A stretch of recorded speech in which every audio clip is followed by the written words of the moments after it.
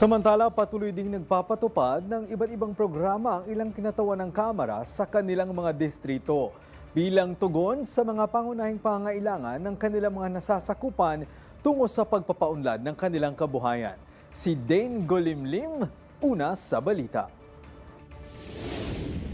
Mas ligtas na supply ng tubig ang hatid ni Surigao del Sur 1st District Representative Romeo Momo Sr. sa Barangay Sumo, Tago, kung saan na-turn over ang isang water system na makapagbibigay ng tuloy-tuloy na akses sa malinis na tubig sa lugar.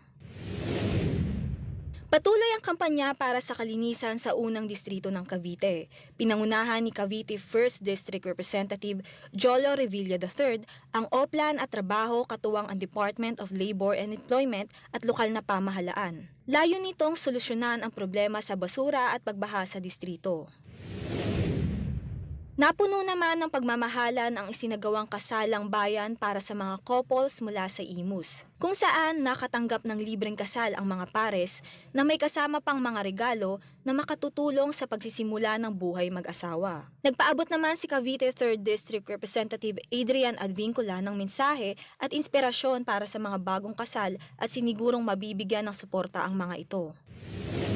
200 estudyante sa Magallanes ang nakatanggap ng educational assistance bilang bahagi ng programa ni Sorsogon 1st District Representative Bernadette Escudero. Layunin nito na mabigyang prioridad ang edukasyon sa lugar at maging gabay para sa mas maayos na kinabukasan ng mga mag-aaral.